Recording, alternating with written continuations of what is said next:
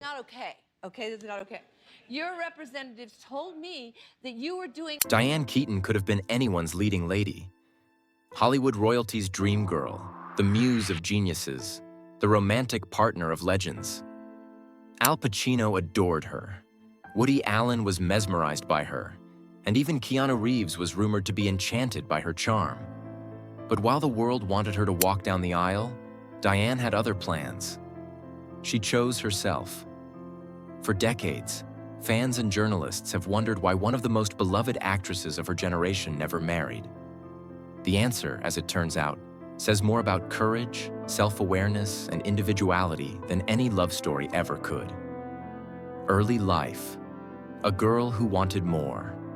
Before the hats, the fame, and the Oscar, Diane Keaton was Diane Hall, a girl from Los Angeles with big dreams and an even bigger imagination. She was born on January 5, 1946, into a comfortable middle-class home. Her father, Jack Hall, worked as a civil engineer and real estate broker, while her mother, Dorothy Hall, was a creative spirit, a homemaker with an artist's eye and a flair for storytelling. Dorothy once won the Mrs. Los Angeles pageant, a glamorous event complete with lights and cameras. Sitting in the audience, young Diane saw something magical, a stage that could turn ordinary life into something extraordinary. That moment planted a seed that would shape her forever. Chasing the spotlight. Diane grew up in a strict but loving household, guided by Methodist traditions, but her heart always leaned toward freedom. She admired Katharine Hepburn, not for her clothes or glamour, but for her independence.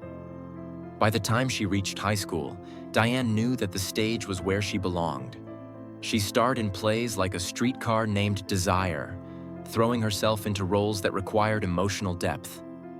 After a short stint in college, she did what so many dream of, but so few actually do. She packed her bags and moved to New York City. At the neighborhood playhouse, she studied the Meisner technique, acting that focused not on pretending, but on truly listening and reacting. She performed in nightclubs to pay rent, sang jazz, and found her rhythm in the city's creative pulse. When she joined the Actors' Equity Association, she discovered another actress named Diane Hall already existed.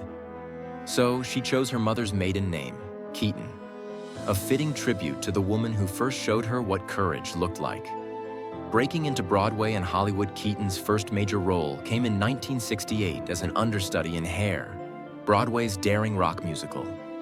The production pushed boundaries, even featuring optional nude scenes, which Keaton famously refused to join. It wasn't rebellion for rebellion's sake. It was about authenticity. "It just wasn't me," she later said. That quiet confidence would become her trademark. Her big break came soon after when she auditioned for Woody Allen's play, Play It Again, Sam.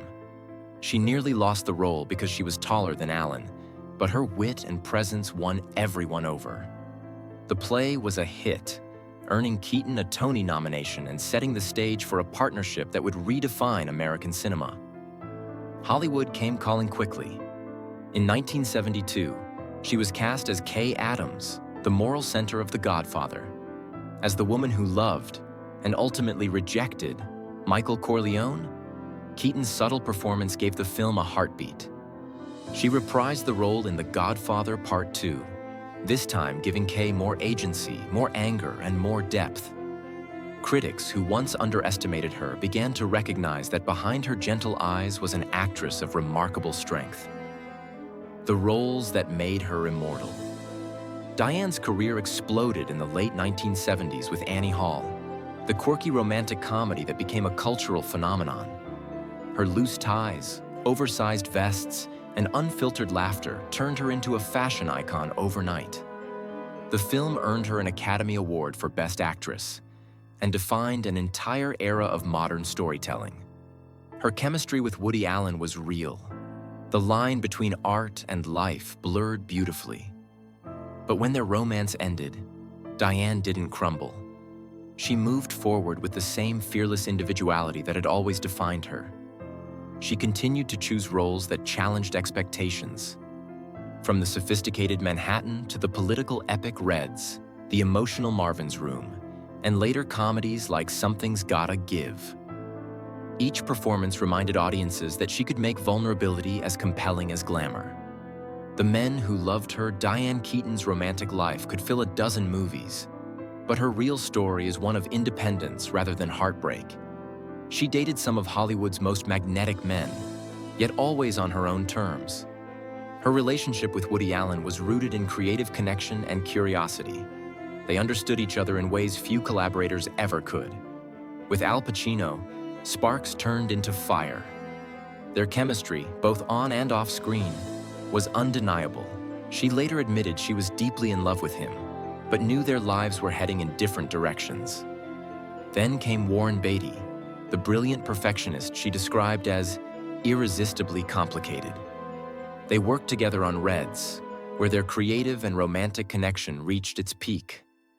Years later, Beatty described her as a mystery, constantly surprising and endlessly fascinating. Rumors also swirled about a gentle affection between Keaton and Keanu Reeves after Something's Gotta Give. A connection that, real or imagined, captured the public's imagination. Through it all, Keaton never seemed broken by love. She embraced it, learned from it, and let it go when it no longer fit. Standing her ground. While Keaton's loyalty to friends like Woody Allen has drawn controversy, she has always faced the public gaze with calm honesty. She speaks sparingly, often choosing compassion over confrontation, and focuses instead on her work, her family, and her life's broader purpose. It's that quiet grace, the refusal to be defined by anyone else's scandal, that has kept her reputation intact for over 50 years. Why she never married. The question everyone asks, why didn't she ever marry, is answered simply, she didn't want to lose herself. Watching her mother dedicate her entire life to her family left a lasting impression. Keaton admired her mother deeply, but also recognized the dreams she sacrificed. She gave everything to us, Diane once said, and I didn't want to follow that same path. For Keaton, independence wasn't a rejection of love. It was a declaration of identity. She valued connection, but not at the expense of autonomy. In an industry that often defined women by their partners, Diane refused to play that role. She was determined to be the author of her own story, the director of her own script. Her singleness was never a rebellion. It was freedom in its purest form. The battle within. Behind her effortless charm, Keaton has also faced private struggles. Early in her career, she battled an eating disorder born from the impossible beauty standards of the entertainment industry. The pressure to be perfect drove her into habits that took years to overcome. But instead of hiding her past, she eventually spoke about it with raw honesty, not for pity, but to help others understand that even the most glamorous lives can harbor unseen pain. In later years, she has spoken candidly about aging in Hollywood, about the way time changes not just faces but priorities. She refuses to chase youth or perfection. It's not easy getting older, she once said, but it's part of the story. That acceptance, that refusal to disguise reality, has made her one of the most authentic voices in the industry. The woman behind the hats. The hats, the gloves, the tailored suits. All of it became Diane Keaton's armor and expression. Her style tells her story, confident, unconventional, and entirely her own. She turned what could have been eccentricity into empowerment, reminding women everywhere that style isn't about fashion, it's about freedom. Even now, in her late 70s, she continues to work, to inspire, and to surprise. She writes books, photographs, architecture, and still appears on screen with the same luminous curiosity she had as a young actress in New York. A legacy of authenticity. Diane Keaton's life is proof that happiness doesn't come from fitting into someone else's mold. She's loved deeply, lost gracefully, and lived bravely. She has shown generations that fulfillment can come from art, friendship, creativity, and family, not just romance. Her story redefines what it means to have it all. When asked if she regrets never marrying, she laughs softly. "No," she says. "I've had everything I needed." It's an answer that feels quintessentially Keaton, honest, grounded, and quietly triumphant. Conclusion: living on her own terms. From a girl watching her mother shine on stage to an icon who built her own, Diane Keaton has always known that the truest love story is the one we write with ourselves. She's lived without labels, created without compromise, and aged without apology. Her life isn't a cautionary tale or a fairy tale. It's something rarer, a testament to choosing authenticity over approval, passion over permanence, and truth over expectation.